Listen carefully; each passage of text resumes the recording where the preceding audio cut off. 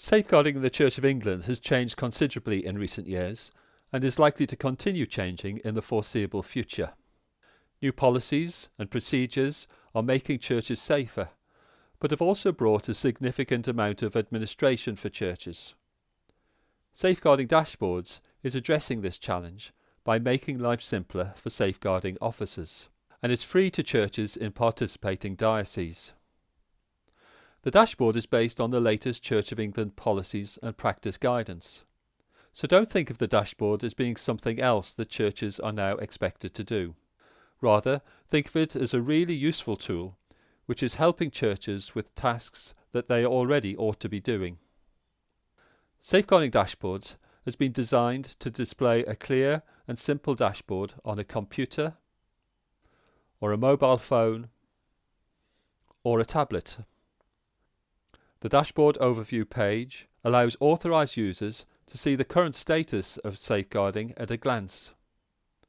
Green lights bring reassurance that the parish is complying with the latest national or diocesan guidance. Amber means that action is needed. Red means it's urgent. So let me show you just how very easy the dashboard is to use. This is the Level 1 dashboard for the parish of Little Walbottle. The Safeguarding Dashboard actually has 3 levels, but we begin with Level 1, which are the safer foundations. Notice that when we first start, the lights down the left-hand side are turned off. These will turn red, amber and green as soon as we enter some information. I'm going to start by selecting the safeguarding policy. The national requirement is that each PCC must carry out 3 tasks relating to its safeguarding policy. First, they need to approve a policy. Next, they need to promote the policy. And finally, they need an action plan for implementing their policy. So let's look at the policy approval. You'll see that every page on the dashboard has exactly the same layout. A blue section at the top of the page explains in plain English what needs to be done. Here it says the PCC must approve a parish safeguarding policy which complies with Church of England requirements. Next, a white section asks a simple question, which usually has multiple choice answers. Then, towards the bottom of the page, there is a blue help box. This provides additional information and advice, together with links to relevant documents. On this page, there happens to be a link to the national safeguarding policy entitled Promoting a Safer Church. Simply click the link to download the document. Please note that each diocese is able to modify this help box. This ensures that any advice is consistent with your own diocesan guidance. Your diocese can also add links to any relevant diocesan documents. It means parish users don't need to go searching for relevant documents because everything they need can be downloaded directly from the dashboard. Finally, at the bottom of the page, there's a space to add an optional note. We'll see the value of that shortly. But let's go back to that question. Which safeguarding policy has the PCC approved? Well, the PCC in Little Walbottle has adopted Promoting a Safer Church as its own safeguarding policy. So I select that answer and click Submit. Notice that the top traffic light has now turned green. This gives assurance that the PCC has fulfilled the requirement for policy approval. The remaining 2 lights have turned amber because there are other questions that need to be answered. So let's now look at policy promotion. Do all church officers have access to promoting a safer church? Yes. Is promoting a safer church published and promoted? Yes. Submit. The second light is now green, which just leaves the safeguarding action plan. When did the PCC last approve or review its safeguarding action plan? Well, unfortunately, Little Walbottle has never had a safeguarding action plan, so I'm not able to enter a date here. However, the good news is that the dashboard will automatically produce an action plan in a few minutes' time. So, instead of entering a date, I'm going to enter an optional note at the bottom. The PCC will approve an action plan at its next meeting. Submit. Notice that the third light remains amber to remind me that this action is not yet complete. To return to the dashboard overview, I select the Up button in the top right corner, and we can now see that the traffic lights have been switched on for the entire dashboard. The next theme is Safeguarding Procedures, and for Level 1, the only requirement is that PCCs have a procedure for responding to safeguarding allegations or concerns. So the question is, when did the PCC last approve or review their procedure? It's likely that your diocese will have produced a template procedure which you can download from the help box.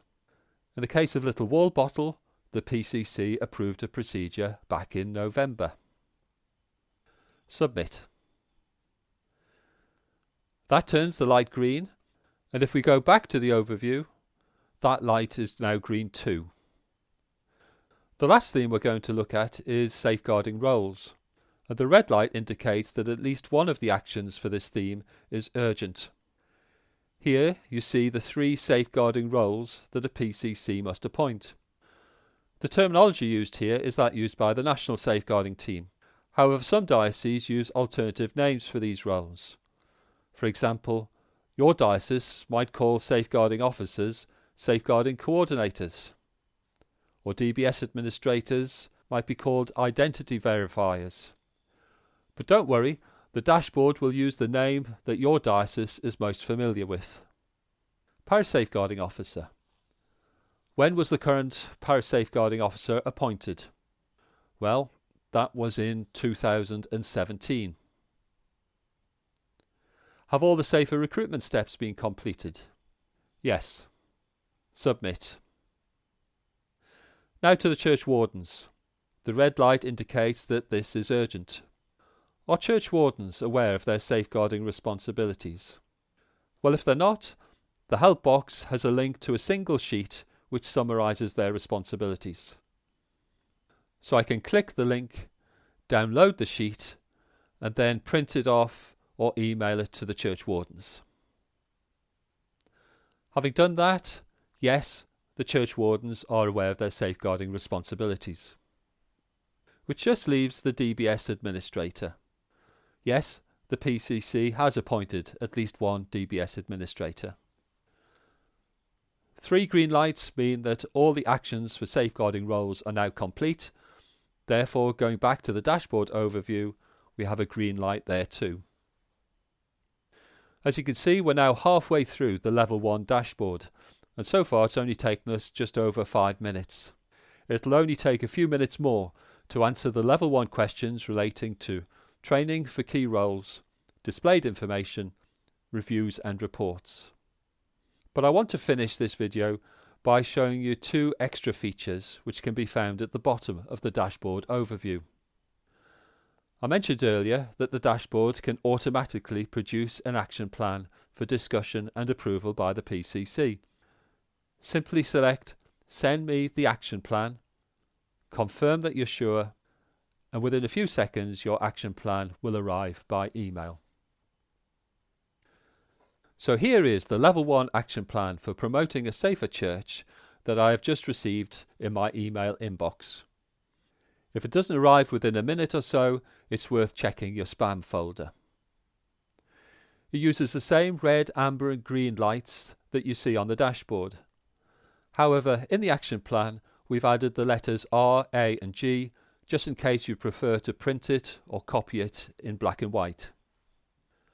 The action plan summarises the requirement, shows you the status, explains what action is needed, and also includes any optional notes that you've added to the dashboard. Of course, this action plan is not yet complete because there are questions that need to be answered relating to training of key roles, displayed information, reviews and reports. But that should only take you a few minutes, and then a revised action plan can be requested. The last feature is the ability for you to invite other people to view the dashboard. This might be the vicar, Churchwardens, PCC members, or anyone else that you choose to invite. These people will be able to view the same dashboard as you, but they won't be able to enter or change any information. Selecting Dashboard Members shows you the names of the people who already can see the dashboard, but I can invite someone new, enter their email address and submit. It's as easy as that. The system then sends them an email inviting them to view your dashboard.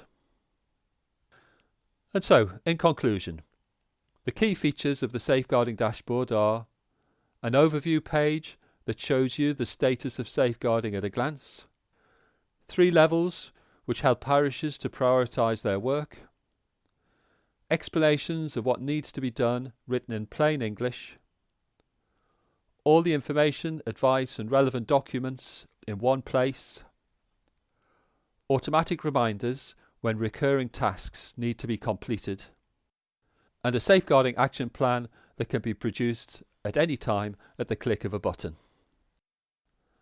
That's how Safeguarding Dashboards is making life simpler for safeguarding officers.